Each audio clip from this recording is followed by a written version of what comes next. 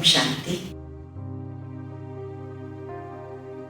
अभी तक हम बहुत सी देवियों के बारे में चर्चा कर चुके हैं। आज जिस देवी के बारे में हम चर्चा करेंगे उसे काली देवी के नाम से जाना जाता है।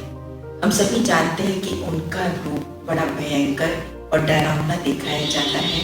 न ही रूप सजा हुआ होता है और न ही श्रृंगारा हुआ होता है, लेकिन फिर भी उनको माँ कहकर के पुकारा जाता है। उनके बाहर में जीभ निकली हुई दिखाई जाती है। उनके गले में मुंडों की माला दिखाई जाती है। सहस्त्र उनको भुजाएं दिखाई जाती हैं, लेकिन फिर भी उनका एक हाथ वरद मुद्रा में दिखाया जाता है। आखिर कोई तो इसका राज होगा ना। तो आइए जानते हैं उसके राज को कि किस कारण से इनका रूप इतना विकराल दिखाया जाता है। कई बार हम कहते हैं कि हम सहन नहीं कर सकते, हम समा नहीं सकते, हम कितना समाते चले जाएं। लेकिन ये बात सदा ध्यान पर रहे, हमें व्यक्ति के स्वभाव संस्कार को तो समाना है, लेकिन जो परिस्थितियां हमारे सामने आती है उसका हमें डट करके मुकाबला करना है। कई बार ऐसा होता है कि हम व्यक्ति का मुकाबला करना शुरू कर देते हैं। इससे हमारी जो परिस्थिति है वो बहुत ही उग्र रूप धारण कर लेती है, और जब किसी के शब्दों को हम पकड़ लेते हैं तो वो बात राई का पहाड़ बन जाती है। और इससे कई बार ऐसा हो जाता है हमारे जो रिलेशंस हैं उनके अंदर एक बहुत गहरी दरार पड़ जाती है, और फिर कितना भी कोई कोशिश करे उस दरार को जोड़ना, उसको भरना, लेकिन उसको भरना बहुत मुश्किल होता है। हाँ, यदि हमारे साथ कुछ बुरा हो रहा है, कोई गलत व्यवहार कर रहा है, तो हमें उसको अवश्य फेस करना है। तभी तो काली माँ का रूप इतना भयंकर और इतना शक्तिशाली दिखाया जाता है कि उनके अंदर इतनी शक्ति थी कि जितनी की सहस्त्र भुजाओं के अंदर होती है। कहाँ सहन करना है और कहाँ भूलना है, हमें इसकी समझ भी होना बहुत जरूरी होता है। कई बार हम कहते हैं कि हमारे बड़े हैं, हम इनके सामने नहीं बोल सकते। जैसे सास और बहू का किस्सा होता, पहले जमाने में बहुएं बहुत डरा करती थी कि हम सास को जवाब कैसे दें, तो इसलिए वो चुप करके सहन करती चली जाती थी। तो इस प्रकार से सत्यता को वो नहीं दे पाती थी। परंतु काली माँ का शक्तिशाली जो रूप दिखाया जाता है वो इसी बात का संकेत करता है कि हमें सत्यता को सभ्यता से देना अवश्य आना चाहिए। नहीं तो क्या होता है कि जो व्यक्ति दबता चला जाता है उसको बहुत अधिक दबा दिया जाता है। और सप्रेशन, जैसे कि हम पहले भी कह चुके हैं कि सप्रेशन करने से हमारे अंदर में हमारी एनर्जी का हास होता है, और उस शक्ति के हास होने से हम डे टू डे रूटीन के अंदर भी जो हमें कार्य कर पाने चाहिए उनको भी ठीक प्रकार से नहीं कर पाते हैं। हमारी कंफ्यूजिंग स्टेट ऑफ माइंड हो जाती है। इसलिए हमें सत्यता को सभ्यता से लेना जरूर आना चाहिए। और यदि हम सत्यता को सभ्यता से लेते हैं, दूसरों का सम्मान करते हुए लेते हैं, तो ऐसा होता है कि हमारी बात की सुनवाई भी होती है, लेकिन उसमें टाइम भले लगता है, क्योंकि दूसरे व्यक्ति की भी अपनी ईगो होती है और उसको नीचे आने में थोड़ा टाइम लगता है। तो इसलिए धीरे धीरे व्यक्ति समझने लगता है कि जो ये बात कहते हैं इनका भी जीने का अधिकार है, इन्होंने ये बात ठीक कही है और हमें इनकी बात को सम्मान देना चाहिए। तो जब हम दूसरों को सम्मान देते हुए चलते हैं, माना सत्यता को तरीके से हम कहते हैं, सभ्यता से कहते हैं, रिस्पेक्ट के साथ कहते हैं, लवफुल वे में कहते हैं, हाथ जोड़ करके कहते हैं, तो दूसरे के ऊपर हमारी बात का एक गहरा प्रभाव पड़ता है। कई बार ऐसा भी होता है कि हमारे साथ घर परिवार में कुछ बुरा हो रहा होता है, जैसे मानो किसी के ऊपर हाथ उठा दिया जाता है। पुरुष नारी के ऊपर अक्सर हाथ उठा देते हैं। कई बार हमारी बात सुनवाई नहीं हो रही होती, नारी का शोषण हो रहा होता है, या कोई और हमारे साथ में कोई ऐसा हादसा हो जाता है जिस पर हमारी मार पिटाई कर दी जाती। तो ऐसी परिस्थिति में भी हमें हिम्मत रखनी है, और हमें हिम्मत रख करके अपनी बात को अवश्य कहना है।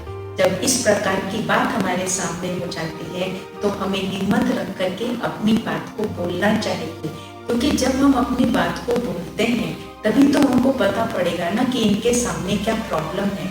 और जब हम दूसरों को अपनी बात को सही प्रकार से देते हैं तो दूसरे भी आज नहीं तो कल हमारी बात का प्रभाव दूसरे के ऊपर पड़ता है और उस बात को वो समझने के लिए और सुनने के लिए तैयार भी हो जाते हैं। बहुत से केसेस में ऐसा पाया जाता है कि जब किसी बात को दिया जाता है और नारी भी अपना शक्ति रूप धारण कर लेती है तो जो विकराल परिस्थितियां होती हैं वो टल जाती हैं।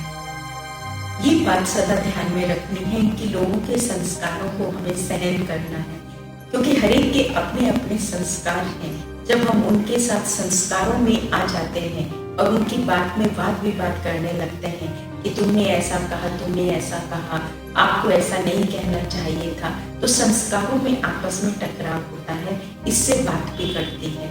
तो इसलिए संस्कारों को हमें सहन करना है। वैसे भी दुनिया में कहते हैं कि hope is a road through which we can climb hills. हम कहते हैं कि ये तो बदलते ही नहीं है, हम कब तक सहन करते चले जाएं, कब तक हम अपना काली रूप बना करके रखें। नहीं, लेकिन नारी माना शक्ति, शक्ति माना पावर, वो पावर जिसके द्वारा जो कार्य हम करना चाहें जीवन में कर सकते हैं। इसलिए अपनी शक्ति को, अपने शक्ति स्वरूप को हमें कभी नहीं भूलना है।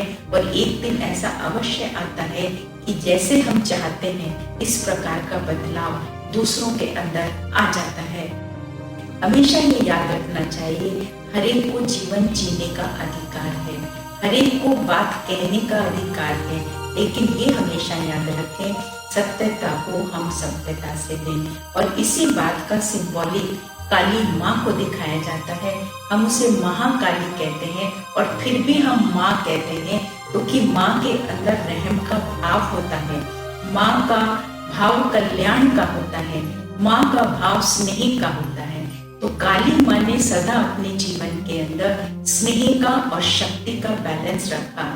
इसी का सिंबॉलिक काली माँ को दिखाया जाता है कि उनको माँ भी कहा जाता है और उनको महाकाली भी कहा जाता है। आपने देखा होगा कि महाकाली को मुंडों की माला पहनाई हुई होती है।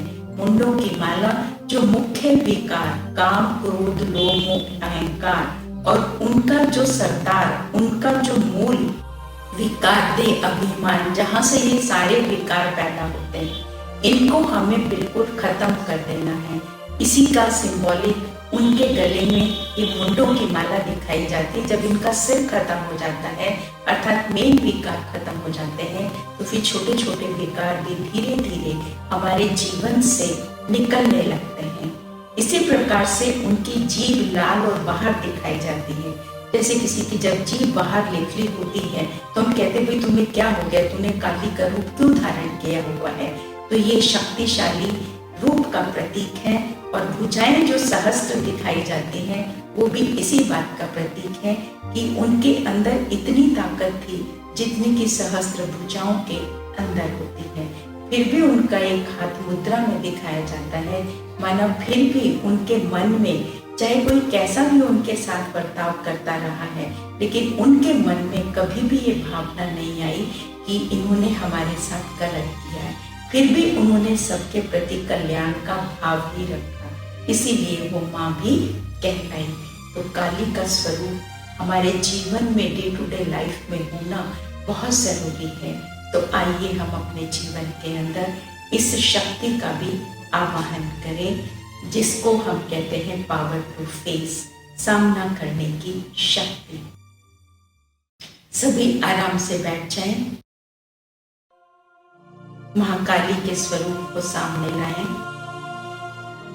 इमर्ज करें। मैं सहस्त्र भुजा वाली हूं, मेरे साथ यदि कहीं गलत हो रहा है तो मुझे उसका सामना करना है। लोगों के संस्कारों को सहन करना है, लेकिन जहां पर दबाया जा रहा है, गिराया जा रहा है, वहां सत्यता को सभ्यता से देना है। यही महाकाली का स्वरूप है। संकल्प दें, मुझे भी महाकाली मां के स्वरूप जैसा बनना है। ओम शांति।